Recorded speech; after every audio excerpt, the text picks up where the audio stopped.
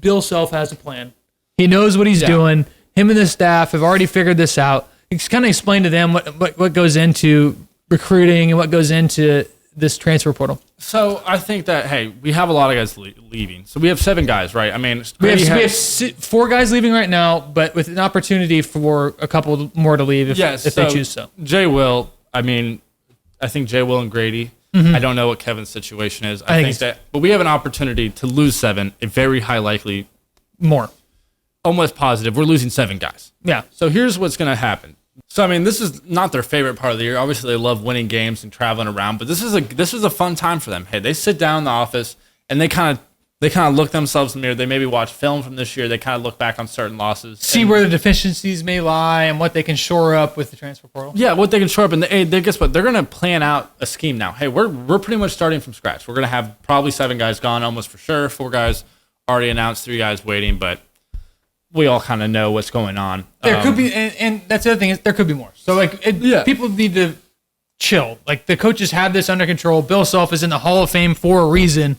Relax. He's going to figure it out. Yeah, and hey, we're going to be a great team. Will we be the number 1 team in the country preseason next year? Who knows? Probably not. Maybe we do land everybody. But they're going to have their little 1 through 5 here. And they're going to have probably a 6-man, a 7-man, be like, hey, here's our starting 5. And the positions that here's the first guy, second guy off the bench. Yeah. And they're going to have a list of exactly how they want to play. For their incoming guys, where they have them, like where they think they fit. And they're also going to have a list of their top 5 players they can go out and get.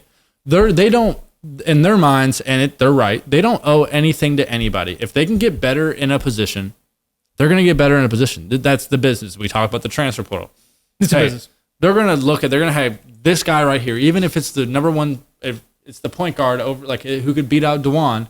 If they think that he can do it, I mean, I'm not saying there is a guy like that. They're going to get him in. So it's their job to make sure there's a competition there. And then it's the player's job to make sure they prove why they should be playing or otherwise. And if they don't, guess what? Coaches are going to be like, okay, we have to get little Johnny some playing time because we got him over here. No. We're going to do whatever it takes to win us games and give us the best chance to win games. Yeah. Hey, Johnny's unhappy. Guess what? We're still winning games. We could care what Johnny does. Yeah, it's unfortunate, but guess what? If we were winning. But okay, so they're gonna have their list, and they're gonna have it probably like 5 deep, and they're gonna have their top 5 guys in those positions. Those be the top 5 guys there. Whether they're high school recruits that are still available, some guys they can get to reclass or 2023 transfers. Any way that you can get a basketball player to a university to play next year, they will have it. If they think they're good enough, they will have them listed. And so what they're going to do is they're going to sit there and they're going to actively watch the market. They are watching film on guys. They are reaching out to everybody, and they are keeping track of who these guys are after, or who's after doing them. Research on guys. The other thing is they want guys that are good, but they also want guys that have good character as well, and guys that are going to be fit our culture, fit the culture at KU, top to bottom. Yeah, 100%. That's what they want. And hey, guess what? When the top guys start going away, maybe they will check a box where, hey, this guy doesn't check all 6 of the boxes, all 5 of the boxes. What? He gets buckets. He checks 4 of them. So they're going to find any way to get these players, whether they're transfers or not, and they're going to sit there and actively watch through. And if the guys start going, they're going to start kind of not being strict about the rules. But then you also think and sit there and think, hey, everyone's freaking out. We lost that many guys. But we're Kansas. Do you think that people who are transferring out, seeing that these huge openings are coming at Kansas, aren't trying to reach out to? Like, we kind of do some of our recruiting ourselves, especially with how much we can offer through NIL. Like, Mitch, you want to kind of talk about how that's going to affect? I think NIL has definitely changed the whole nature of the transfer portal. I think that people don't understand how much it actually impacts it.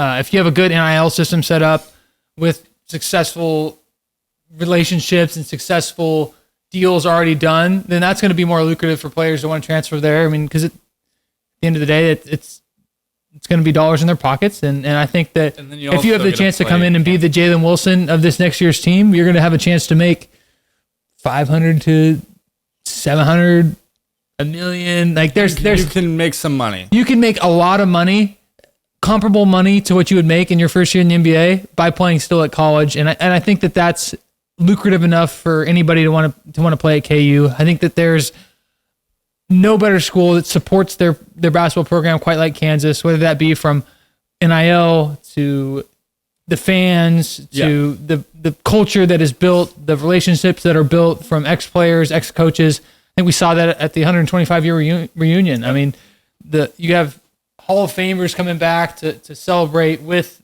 their ex-players and with guys that they didn't get a chance to play with, but at the same point in time, they're just as much like family members with them because they had the experience of playing at KU. So I think that the